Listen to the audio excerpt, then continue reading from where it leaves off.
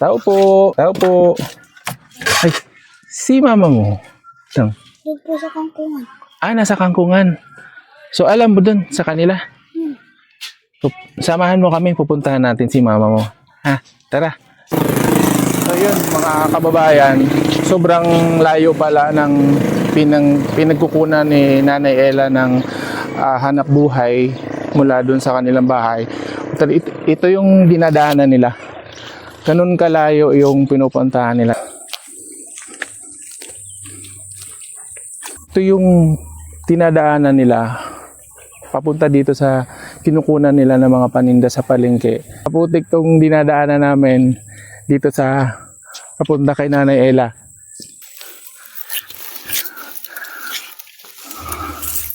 Nay! Nanay Ella! So, anong ginagawa nyo dito? Nangunguha ko ng kangkong. Sobrang putik. Ito yung hanap buhay ni Nanay Ella. Kasama yung mga anak niya. Kamusta naman ang buhay, Nay? Okay lang po. Nay, pwede ka ba makausap? Saglit lang. Ito, upo tayo dito. Medyo madalas. Nay, dito ka. Upo ka. Ano po yung mga ano nyo ito? Kinukuha nyo na paninda o saan nyo dinadala pag kinukuha nyo dito? Paninda po sa palengke po. Ano yun yung mga talbos ng kangkong? Opo. Araw-araw nyo ito ginagawa? Ito yung pinaka hanap buhay nyo? Opo. Ay, yung mga anak nyo kasama nyo? Ilan ang anak nyo pala? 4 po. 4. Kamusta naman ang buhay? Okay lang naman po. Medyo hirap din po. Pagka nag-harvest kayo, harvest ang tawag nun, o kumukuha ng mga gulay, saan nyo dinadala? Sa palengke po. Binibenta nyo? Opo. May binabagsakan na rin po niyan eh. 5 piso po isang tali. 5 piso isang tali. Ano yung sako-sako Oh. na dinadala nyo?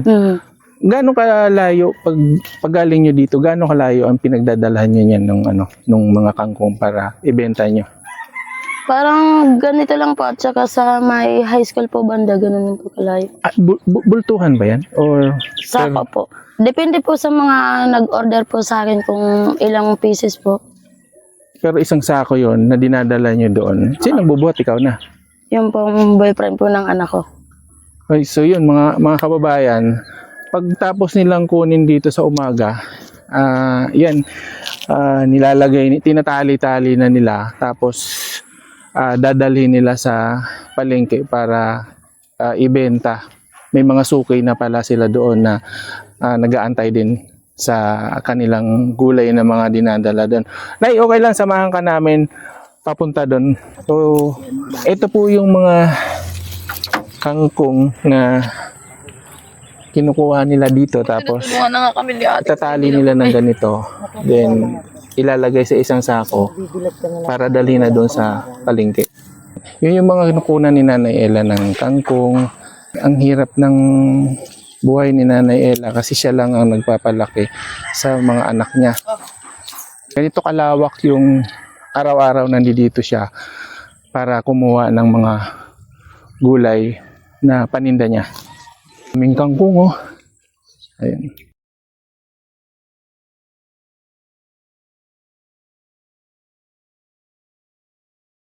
So ngayon, ito yung mga nakuha nilang kangkong at dadalhin nila dun sa palengke. Dito ang tedan. Dito na tayo. Sabi niyo, putik talaga.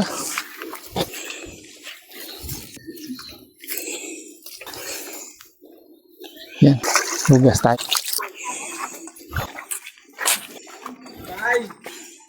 So ito yung tricycle ni Kuya ng mag-asawa. Dito na kami sasakay pa.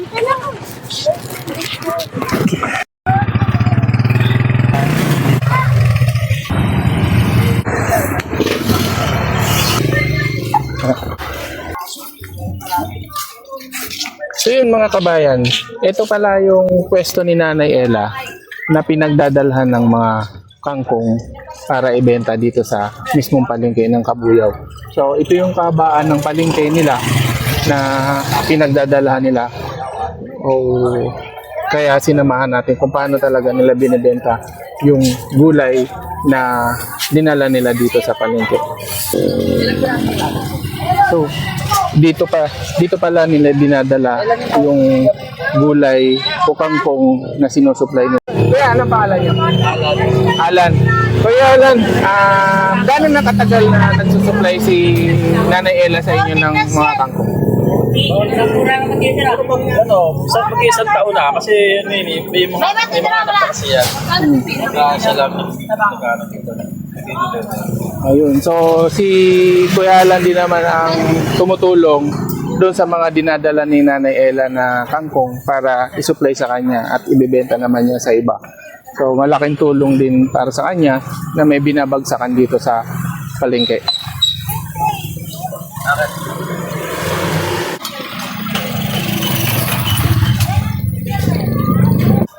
Tayo may natirang 14 pe.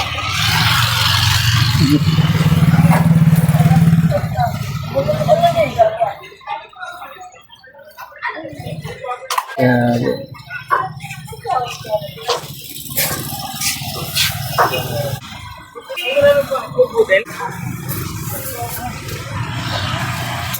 Yung mga kababayan, tapos na i-deliver ni Nanay Ella at saka ni Kuya yung mga pinagdadala nilang gulay dito sa palengke. So, sundan natin kung ano bibilihin nila doon sa mga kinita nila doon sa palengke.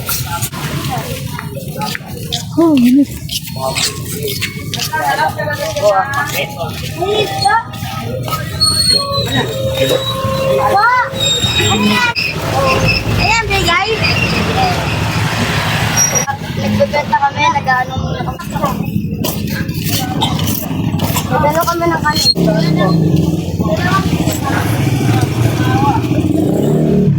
So yun, kabayan, yung kinita nila kanina, bumili sila ng bigas dito na iuwi nila sa kanilang bahay para meron silang pananghalian.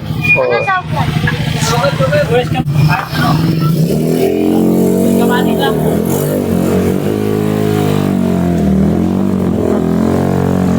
na tayo.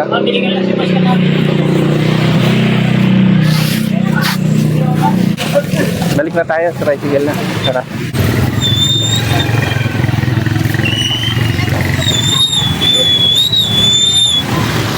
Bang inaantay namin yung mag-asawa kasi pabalik na rin kami sa kanilang block sa Block 57. So, antay namin sila. Dito kami sasakay sa tricycle nila. So, tara.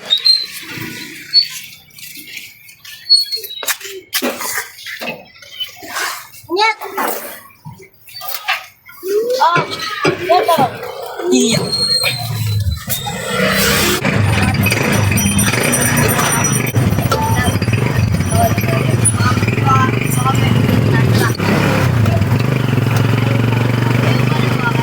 Grabe init, ano?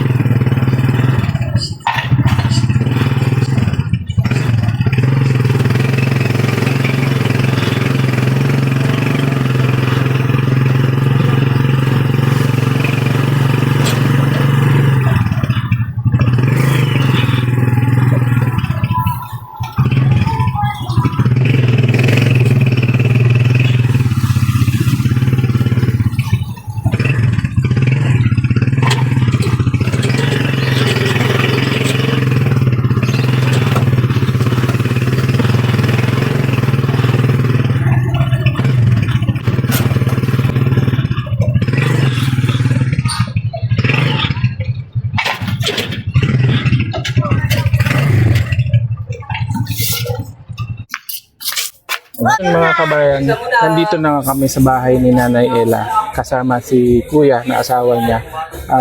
Galing po kami ng palengke para mag-supply ng kanilang mga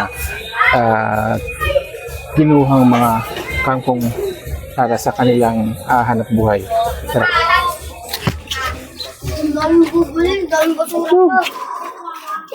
Hapon. So yun. Ito yung bahay ni Nanay Ella at ni Dudong. So, pwede kayong makausap? Ayun. Ito yung bahay nila. So, kanina, dito ka, Dong. So yun. Nandito na nga tayo sa bahay nila mag-asawa ni Nanay Ella at na Tatay Dudong. Magkano yung kinita nyo sa mula umaga hanggang tanghali? Ano po? 450 din. 450 pesos. So, yung kinita nila simula alas 5 hanggang alas 12 ay 450 pesos araw-araw. Tapos yung ilan ang anak nyo? 4. 4. So, 4 yung anak nila. Kanina, abang nakasakay ako sa tricycle, sinabi ng asawa ni Nanay Ella na narinig ko, hindi pala sa kanya tricycle yun. Nagba-boundary lang. Magkano boundary nyo dun sa tricycle? 180 po yun. So, 180 pala ang boundary. Hindi pa kasama yung gasolina. Hindi pa. Oo. Then, yun nagta-tricycle sila. Tapos si, naman, yun yung nangunguha ng talbos para i-supply sa palengke. Nag-aaral yung mga anak niya? Yung isa lang. Okay. So, may nag-aaral pa pala silang isang anak. Oo. Anong gusto nyong ano sa buhay na gusto nyong makatulong sa inyo? Kung ako lang po ang tatanungin, gusto ko po magkaroon ng kurente lang po. Tsaka yung bubong po kasi namin, medyo butas-butas na po. Ayun mga kababayan, hinihiling ni Nanay Ella na magkaroon sila ng kuryente dito sa loob ng bahay kasi ang ginagamit lang nila ay solar tapos sobrang dilim talaga sa gabi. Then kung mapapansin niyo yung mga bubong, butas talaga. Pag umuulan, basang-basa kayo dito. Bumaba So, po yun. yung sahig namin hanggang dito. Kasi may tulo po, malakas po. Ayun. So, pag umuulan talaga ng malakas, pasok dito, basang-basa sila. So, ayun. Sa mga followers ko, sa mga kababayan natin na gustong tumulong sa family ni Nanay Ella at ni Kuya, kahit sa simpleng subscribe lang po para matulungan natin sila sa kanilang kalagayan dito sa kanilang bahay at sa kanilang pamumuhay na araw-araw na nakikita natin. So, matagal, nung makilala ko si Nanay Ella, pandemic ata, pandemic, nabanggit niya sa akin na natulungan ko siya dati. Pero hindi ko na naalala, siya lang nagbanggit sa akin. So, hindi ko na natuloy yung pag-video kasi noon tinamaan ako ng pandemic din at nagkasakit ako ng medyo matagal at awa ng Diyos naka-recover din ako sa pandemic na yun. So ngayon binalikan ko sila kasi may nag-request sa akin na bisitahin ko siya at inaantay din pala nila ako na bumalik uli sa kanila. So yun, yung hiling nyo na magkaroon kayo ng kuryente, sana matulungan tayo ng hinihiling nyo para magawa. Pagka mayroon tumulong sa atin, babalik ko rin naman sa inyo para makabitan kayo ng kuryente na pinapangarap nyo kasi nga sobrang dilim dito.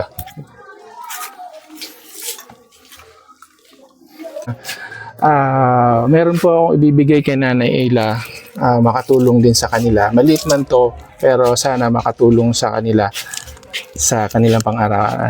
Nanay Ella, sa inyo. So yun, Salamat. kahit pa paano makatulong tayo sa maliit man na bagay. Salamat po. So yun, maraming salamat sa mga makakapanood nito. Sana matulungan nyo kami na kahit sa simpleng subscribe, para po makatulong sa mag-asawa na nahihirapan, at yun lang po ang kanilang hanap buhay sa kanilang pamilya sa araw-araw, na kinikita nila na 450 pesos. Sana po makatulong kayo, at yun lang po, sa simpleng subscribe para makatulong po tayo sa pamilyang mag-asawang na yan.